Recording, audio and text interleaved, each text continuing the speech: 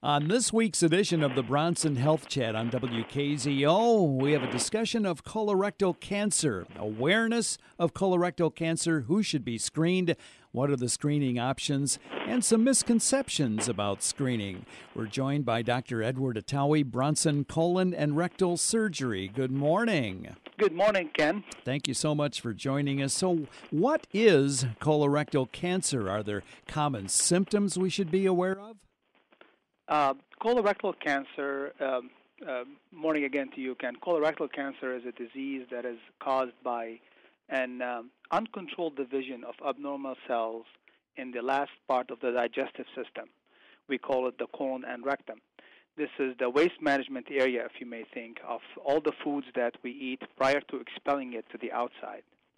Common symptoms that are related to this disease is relative to the degree of growth of the cancer cells.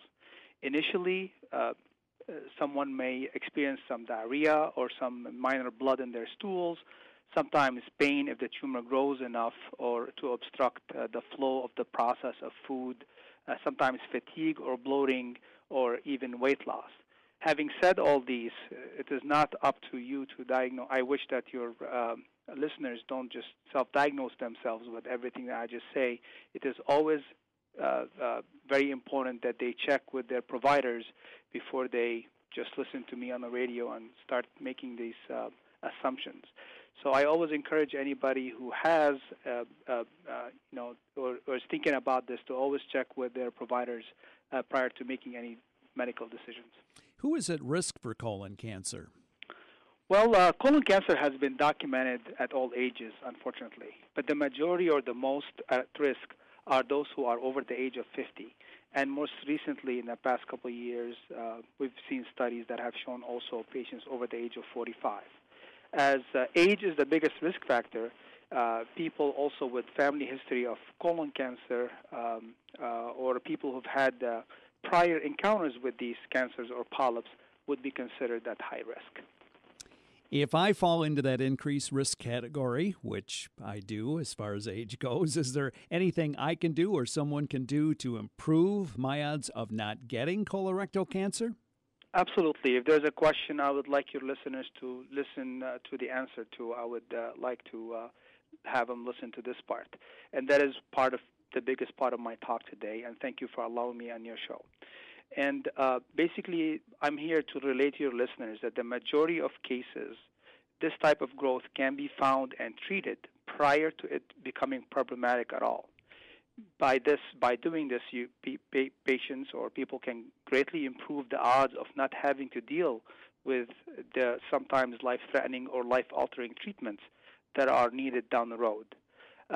I think the first and the best thing to do is always have a good discussion with one's primary care provider, the doctor, the nurse providers, or the PAs that see them in the office. And while we go for the well checks, all providers have a wealth of information to provide about screening techniques, ways that we can check for this before it happens. So screening techniques I just mentioned would be something like a simple lab. Sometimes they send a stool sample. Physical exams are helpful to start, but I think the most important thing is requesting a colonoscopy, which is considered the gold standard method to check, see, remove, diagnose, and sometimes treat these polyps and tumors for good. Other things that one can do on their own is lifestyle. Maintaining weight in a healthy weight range is very important. That decreases the risk of having those cancers. Exercising, even walking 20 minutes a day for 4 times a week has been also shown to decrease the risk of developing those cancers. Avoiding red meat and adding green leafy vegetables to the diet are very helpful long term. So now that you've explained some of the screening options and things we can do to reduce our risk, at what age should we get screened? Well, screening options are plenty. Like I mentioned earlier, a stool sample, sometimes as simple as just a stool sample to check for abnormal DNA coming from those cells, is a recent test that has been added to the armamentarium of things that we do. X-rays, your doctor sometimes may order an X-ray or a CT scan that looks at images in the colon. But I think more importantly, and the gold standard screening method would be a colonoscopy. And that's a procedure where one goes to sleep. There will be an anesthesiologist or a nurse that will help them go to sleep, and the physician, someone like me, will take a look inside the colon and rectum, and they will take a small, tiny camera, and not only they're able to see, but they're able to remove or sample any abnormal areas.